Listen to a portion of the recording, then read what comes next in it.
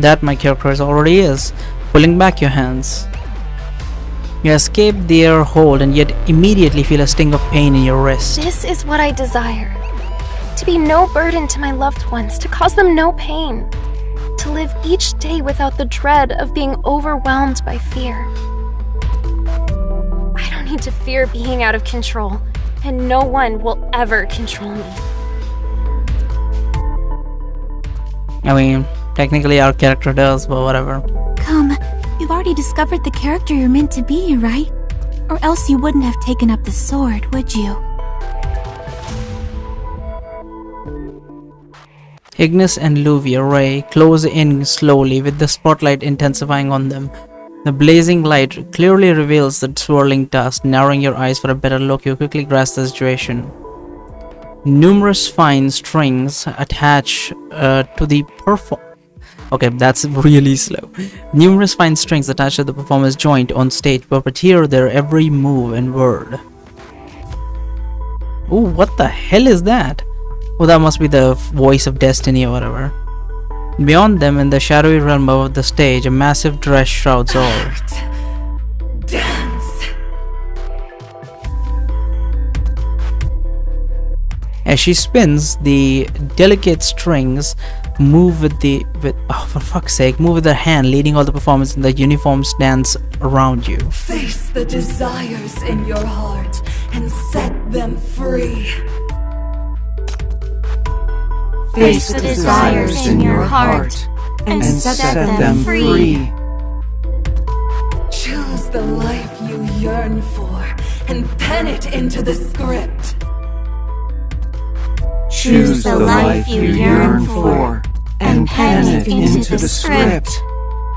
I will. The script will make all your wishes come true. Once more, everyone begins to move, twirling around you incessantly as they did before. With each step, you're driven inexorably to the brink of the stage. However, there's a twist in your grip, as the silver sword Lady Pearl has just entrusted to you. Looking over your shoulder, you spot Lady Pearl sitting in her seat, watching the stage spectacle with a serene detachment. Let us see what you would choose.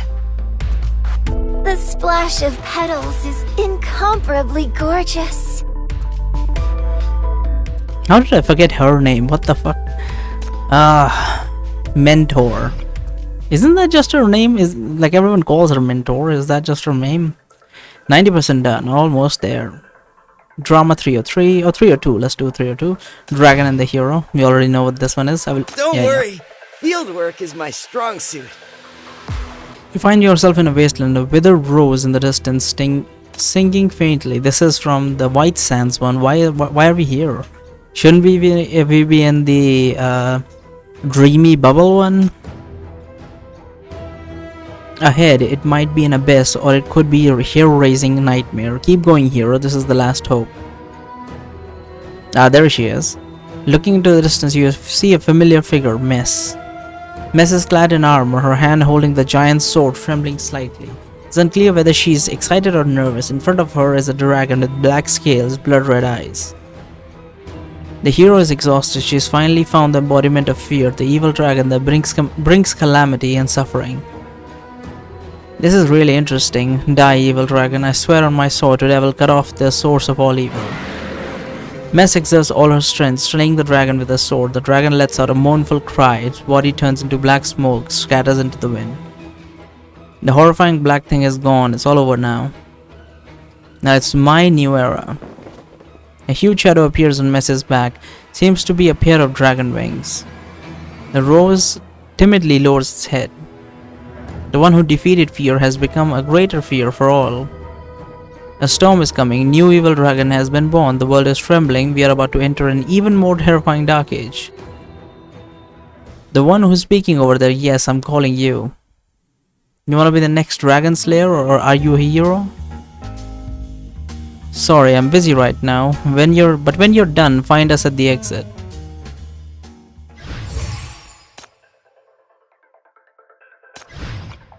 Peaceful Tree, Drama 303. You need to keep up. I'm not going to wait for you if you fall behind. This is from Rainburst, I believe. There's a shotgun trap or something at the front door, or some like sort of explosive or something. You enter a somewhat strange room. Blue sky, white clouds, sun, childish lines. Highly saturated colors, just like a child's sketch. There's one tree standing on the ground, painting as a meadow, just one tree. You walk forward, waiting to take a closer look. Wanting to take a closer look, touch the tree. Macchiato. Ah. Huh? Macchiato? I'm not Macchiato, I'm a tree. You call her name again, but this time Macchiato doesn't respond. Keep poking her. The sunlight today is very comfortable. Macchiato shakes her branches. Stand with her for a while. Stand quietly beside Macchiato, the artificial sunlight enveloping you, soothing your spirit. Becoming a tree, always basking in the sun, doesn't seem too bad. The branches sway a bit, seemingly pleased to hear you say that. Yes, escaping work, society, and the identity of being a human, the feeling of absolute freedom is quite nice. A breeze blows through, the leaves moving freely with the wind. However, I will still return home. In the end, I can't bear to leave my friends and family. But before that, please let me enjoy this a bit longer. I mean, looking at her, you will never guess that she is into BDSM. You leave the room while Macchiato is still standing leisurely on the open field, occasionally shaking her branches. Act 3-2 Grand Finale. I think this might be the last one, considering 96% performed. This will probably get us the 4% we need. Only 40 level, usually these scale up to 90 at this point. Maybe we'll get to the 90 ones with the special fighting events that are just there to give rewards. Only after tasting disappointment one can yearn for hope. Only through possession can one know obsession. I hear the call of the abyss.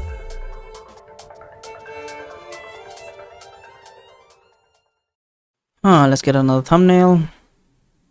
What an intriguing design. The fucking mouths that are been drawn everywhere kind of reminds me of the three-faced guy from Dark Souls 1. I forget his name. The one that's doing necromancy. He's trying to revive his daughter, or not his son and his wife, I believe. So yeah, kind of reminds me of that. The steady throb in your wrist serves as a grounding force amidst the twirl of the stage. So you want me to make choices. Alright, I've made my mind. Sword in hand, aimed at the dancer. Standing tall, gaze at the dancer. What is that supposed to mean? So she's the dancer, is that it?